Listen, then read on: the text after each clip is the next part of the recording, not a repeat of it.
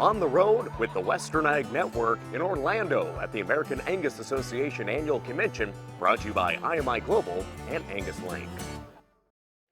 We are on the road this week at the 2023 American Angus Association Convention in Orlando. We've teamed up with AngusLink and IMI Global to bring you coverage from this year's event. To learn more about AngusLink value-added programs that are third-party verified by IMI, visit them online. Well, it's clear as we talk with cattle producers this week that despite all the challenges the cattle industry has faced over the last few years, having a strong genetic foundation for your cattle herd is vital. Today, we're going to catch up with leaders and innovators in the cattle business, including the American Angus Association President Chuck Grove, get an update on the certified Angus beef brand, and also hear from Joe Goggins with his thoughts on the state of the cattle industry. That's all coming up on this edition of On the Road, brought to you by IMI Global and AngusLink. As we continue our conversations here on the road this week from Orlando at the American Angus Association Annual Convention, we're catching up with the president of the association, Mr. Chuck Grove. He calls Central Virginia home. And Chuck, we're down here in sunny Orlando, but I guess what's it been like the last year serving as president of this association, and I guess what are some of those key takeaways? Well, it's been a fantastic year. You know, everything's better when cattle prices are up, and so I've benefited from that. I think our merger with IMI, with AngusLink, has really driven that feeder calf program to show the added value of registered Angus genetics, and I'm very proud of the growth of that program, and it's going to benefit Angus breeders across the country, and more importantly, it's going to benefit our commercial cattlemen. And long term, back to the registered breeder, it's going to make a pull-through demand for registered Angus bulls. And that's our goal, to sell more registered Angus bulls. Now, when you look at your opportunity to serve on the board for several years, and now as president, you'll be finishing your term up here this week. What is it like just to learn about the difficulties or the challenges that producers face from back in your home country in Virginia, all the way over to Colorado, Montana, Wyoming, sure, all the way to the West Coast? What are those? What is that like, seeing those challenges and addressing that as a leader? Yeah, there are so many challenges, and as I tell people as I visit with our membership, there are no easy decisions anymore. The decisions that are made, whether it's going to be on gene editing or sustainability, all those decisions, it's not just a simple yes or no. And everyone has a different opinion, but the reality is the world is continuing to progress and the technology is continuing to be developed. And so as Angus breeders, as an Angus board, as an association, we have to be prepared to address those kind of subjects. In addition, where I live, one of the things we face is urban sprawl. I mean, you get out on a tractor on the highway and you're taking your life in your own hands. So yeah, the challenges are great. Doesn't matter whether you're facing a blizzard in Montana or what I just mentioned in Virginia. We all have our different challenges and different areas to face. Now, Chuck, I know we're all really busy on our operations, and it's always tough to, make time to volunteer, to be a volunteer leader. I guess, what is something that you would like somebody listening or watching this conversation to maybe know, that maybe the behind the scenes things that happen being on the board? Right. What is maybe one thing that would surprise an Angus producer or a commercial producer about the role that volunteer leaders play in this business? You know, I think the things people, and I'm going to allude to this again, but there are no easy decisions. And the amount of work and effort, and I want to compliment our staff, all our entities, Certified Angus Beef, AGI, CAB, AAA. We are constantly getting bombarded with information from the news media, but they narrow it down, they bring us information so we can make the right decisions. So the main thing I would say is there's a lot of effort, care, and time that's taken to make these decisions. Well, I guess I want to let you get back to your day here at convention, but I guess, what are you looking forward to in the years ahead? Being a producer, being in Virginia, now going to be a past president of the association. What are you looking forward to in the business? Well, it's interesting. I get out to your part of the world every year, go fly fishing. I'm going to do a little more fly fishing around Kimmer, Wyoming and Pinedale. Love it out there. Going to do a little more traveling, but again, I'm going to continue to breed Angus cattle and continue to be at the convention and be involved. But I appreciate the opportunity to visit with you. And I lied, I have one more. Okay. What's your tip to the young producers out there about staying in the business or maybe becoming a producer on the seed stock and if think that opportunity is right for them? Again, it's the same theme, but we are not going to be doing business tomorrow like we're doing business today. We're like the NFL, younger, faster, stronger, and they're going to have to keep up with the technology. I would encourage them to work with an established Angus breeder to learn some ins and outs, but don't be afraid of the technology. Don't be afraid to change, and continue to learn from your mentors that you can. But my goodness, the greatest time to be in the Angus business is going to be tomorrow. Things are getting better every day, and I can't wait for tomorrow. Well, again, Chuck, thanks for joining us, and thank you for your service to the breed, and have a great time here in Orlando. Thank you. And with that, friends, we'll continue to have more of our conversations on the road from the American Angus Convention here in Orlando, Florida. There's no question in my mind that third-party verification is important. It's being verified by someone other than me, and it just gives some confidence to the consumers that we are indeed doing what we say we do. People want the documentation. They want to know what you're doing. They want to know where the food they're eating, where it came from. By verifying and documenting and having transparency that they can move forward, and it's a third party that's telling that story, it's to everybody's benefit. As we come back here on the road from the American Angus Association Annual Convention in Orlando, again, our coverage brought to you by IMI Global and AngusLink.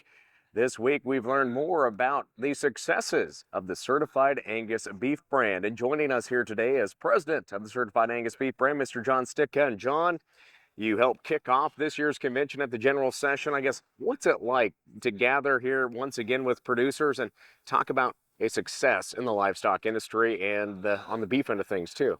Well, it's exhilarating to say the least. You know, we've had a phenomenal year this year, and to be among the individuals in the Angus breed that really is where our success starts with is really very gratifying, I think, for me, when you look at what we've been able to do on the consumer end, but ultimately how it's really transformed in many cases what this beef industry looks like today, and the prevalence of Angus genetics and the role they've played in kind of increasing beef demand.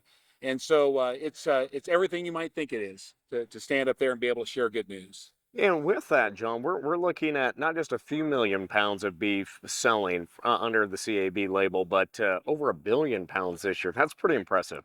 You know, it's been a great year, and it's the 8th year this year that we've been over that 1 billion pound mark in terms of global sales of certified Angus beef. To be more specific, 2023 was the 3rd best year in our history, with global sales at 1,227 million pounds of certified Angus beef. And so the business really has grown in scope.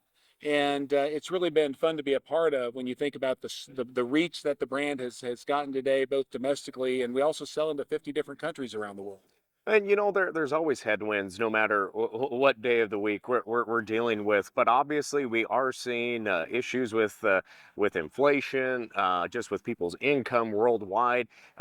What are some of the concerns you have, but also maybe some of the opportunities that come with this, with having a trusted brand like CAB? Yeah, well, I think the concerns that we have are the very same concerns that anybody on the beef side has when we see prices go so high in terms of what we're asking the consumer to pay. Obviously, on the producer side right now, we love to see those prices because it means dollars are flowing back into the pockets of cow-calf producers and registered breeders, which needed to happen, I think, when you consider where we've been the last couple of years. But at the same time, one of the most popular questions I get is how much will the consumer actually be willing to pay? And what I tried to focus on is, we've had record prices in the past, just like we have had this year. And history has always shown us that that consumer has ultimately been willing to come along with us as prices have gone up. They've been willing to continue to pay it for the product. And what it really comes down for us is the fact that buying beef and buying certified Angus beef in general isn't a price-only decision. It's a price in relation to value decision, and that value differentiation is based on taste and quality, which aligns with what our brand has been the hallmark for in the industry now for 45 years. And so, the optimism that we project is that we fully anticipate that prices are only going to go higher as supplies tighten into this next year. And we're optimistic that consumers are going to be willing to come with us. And that's really some of the messaging that we're trying to share with producers, to be optimistic and confident that produce a great product and consumers will be willing to pay for it. Back in 1978, people thought this was a pretty crazy idea. It was a radical idea, but it's been a very successful idea in execution of it. What are some of those crazy ideas that maybe CAB is working on right now that are going to continue to take the brand into the next 45 years? Well, I tell you what, one of the craziest things we probably did in the last number of years was we opened a culinary center, and really, I'm not sure we always exactly knew what we were going to do with it, other than try to create a relationship with our partners that was going to help them drive their sales. And we've now had that culinary center for over a decade now.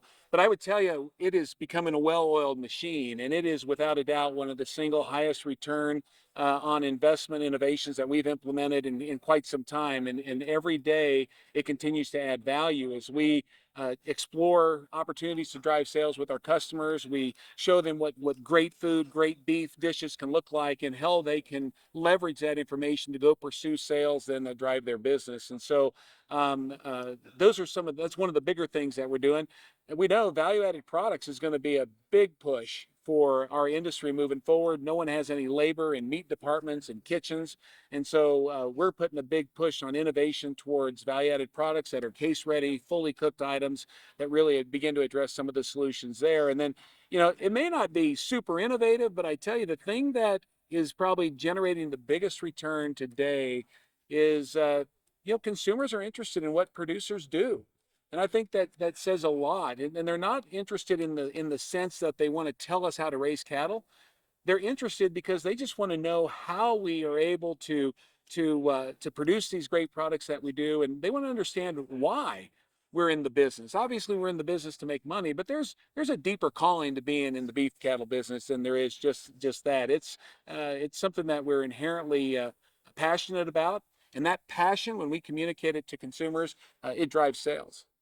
And how is CAB and the American Angus Association working with producers to help them share their stories with those consumers that they trust the brand, but they just maybe want to know who those producers are just a little more? How do you help those producers, whether they're registered or they raise those Angus or Angus influenced calves out in the countryside? Yeah, we quite literally take hundreds of our partners to farms and ranches across the country every year to point blank show them how cattle are cared for and allow them to firsthand experience from those who are actually doing the work. And, I'm an animal scientist by training, and I always thought that meant when they're interested in our business, they want to know about artificial insemination. They want to know about breeding soundness exams. And I always felt they need to know how to balance a ration when we're done talking to them. And the reality is get people together to create these kinds of relations and dialogue. And in all honesty, what our customers and consumers want to know is they want to know our story. And, when we bring them together, it's another opportunity to create an understanding about a shared appreciation for the role we all play in delivering great quality beef. And in all honesty, that ultimately develops trust in one another, trust in our production system, confidence in our brand. And that ultimately, I think, is the basis for a continued effort to build demand, period. So did you choose the chicken dinner? I did not. No, we had beef. Yeah. We had beef at lunch. We had certified Angus beef at lunch. But John, I want to thank you for taking time to speak with us here today at convention. Absolutely, it's been my pleasure. Well, again, friends, we're going to continue to have more conversations here on the road from the American Angus Association Annual Convention here in Orlando on the Western Ag Network. We've been told not to judge a book by its cover. The same could be said for your cattle. With more black cattle on the market today, wouldn't it be great to capture the extra value you've added to your herd? AngusLink makes cattle stand out. Enrolling in Angus Verified is an objective, reliable way to describe the genetic potential for your cattle, and it signals to buyers yours are different than the rest. The Genetic Merit Scorecard draws on the industry's largest database to evaluate calf genetics and predict performance potential from weaning to the packing plan with real-world data. Claim your competitive edge with Angus Verified and the Genetic Merit Scorecard. 2 programs under one AngusLink. Orlando, Florida is playing host to the 2023 American Angus Association Annual Convention, and there are cattle producers from across the nation, including Western Ag Network country, attending this year's event. Joining us here today is a name and face very familiar to producers out in the countryside, especially in the Angus business. Mr. Joe Goggins joins us here today, and Joe, we're in sunny Orlando. A little nicer than it was back home a week ago, but we're at the height of the fall run back in Montana and across the West. How are things shaping up there for your family's livestock markets and just on the livestock end of things? You know, it's good. It's been remarkable to me how resilient this feeder calf market has been. I mean, we've had some ups and downs. I mean, when you look at what's happening in the world and the uncertainty there is in the world, and the feeder calf market especially, just it stays resilient. You can tell. You look at these auction receipts to these auction markets all across America, they're down, and we got less cows. We still don't see a herd rebuild going on, and I think it's a. I think in my career, I never remember a time in my time that it's been more. There's more opportunity. There's more promise to tomorrow to this. Owning the factory, owning the cow than right now. I think there's never been a better time in my mind to keep some of these females around you. Now, obviously, you've probably got to talk with a lot of producers that are marketing their calves or maybe even thinking of liquidating that herd and putting their hat up on the rung and maybe calling it a day and retiring from the business. What has that conversation been like? And are we seeing as many producers thinking about that, or is that just more that local coffee shop talk, guys just saying, maybe I'll get out of the business to sell these cows, but it's hard to get out of the cow business. I know that. Yeah, it's as far as an auction market owner, as you well know, I sit on the LMA board as well, and from a standpoint of auction market owners across America, it's a real concern, the amount of producers that we are losing. And I just look at our own case. I know last year, in the month of December, we have in that 1 week, we'll sell 10 to 15,000 bred females each year. And last year we had 15 total and complete dispersals. And in all of my time, and from being a young kid till now, I never remember a time where we had more than 3 or 4. And we've got more complete and total dispersals on the books for this year than we had last year. And it's just you can see we're aging out. There's a lot of these producers that are getting to the age where they see a pretty good exit, and a lot of them have it in mind that they're going to run yearlings and this and that, and probably be okay. But all I know is at the end of this thing, somebody's got to make them. And I think for those of us that stay the course, that keep some females, that keep the factory around us, I think there'll be some real opportunity in the days ahead. I really do. How do we keep people in business though, in your eyes? How do we keep young people maybe expanding with the family, going out on their own? What are, obviously it's tough if you're coming in to buy. Obviously it's always great to get a loan, but we know interest rates are high and these cows are priced pretty high. But in your mind, how do we keep the family ranches going? I think number one, we're kind of leaving the scenario of these ranches staying generational, and that's really how how America was built, not just in agriculture, but as a lot of small businesses throughout America have been a very generational type scenario, and we're losing that. And I think the only way we're going to combat that is we as an industry have got to unify. We have got to come together. We got to quit throwing rocks at each other. We got to quit suing everybody. We have got to come together on some ideas that will increase margin, that will increase and incentivize young people to not only want to be able to do this, but be able to do this. And on top of that, I think we've got to come up with some incentives for people to leave their land in livestock production. And I think there's ways of doing that, but we have got to have a real serious conversation. All of us groups, I don't care what industry group you're involved in. I don't care if you're a stock grower, NCBA, or a U.S. cattleman, or RCAF, Farm Bureau, Farmers Union. We have got to come together on a few of these ideas and unify and go with a unified message to these people in D.C. and come together. And I think if we do that, we'll see young people come in this thing, but they're not going to do this. It's too much work to break even. Yes, yep, it is. And I appreciate you sharing that insight and some of your thoughts there. And you know, also we got to, on a more positive note there, you got to sit behind the microphone there and sell some pretty high calves this year. And what was that like, seeing $3-4 calves, or even a little bit higher on some of those lighter weight ones this year? Yeah, it's that's why I say it's been such a resilient market, and it you can tell we're short. And I remember a year or two ago, people bringing their cows in and selling them and leaving bawling because they didn't want to sell them, and or they'd sell the calves and you knew it wasn't going to meet their note at the bank, and everybody left the sale this year smiling, and it's way more gratifying. It's I think the worst thing we can do as an industry, however, though, is apologize for what we're getting for these cattle. Uh, this is what they're supposed to bring, and it's a good thing they are bringing it. For when you look at what these input costs are, when you look at interest, when you look at what a cost of a baler, cost of a swather, cost of fertilizer, just these inputs, cost of a pickup. These cattle got to bring this, and we as an industry, the worst thing we can do right now would be apologize for what these things can bring. Well, again, Joe Goggins joined us here today, and we enjoy chatting with Joe every single year, of course, not just at this meeting, but throughout the season. And I appreciate you taking time here today. I'll let you get back to convention. Yeah, it's great to be here. Okay, thanks. Well, friends, again, we're having more conversations brought to you by our friends at IMI Global and AngusLink from this year's Angus Convention in Orlando. On the road with the Western Ag Network in Orlando at the American Angus Association Annual Convention, brought to you by IMI Global and AngusLink.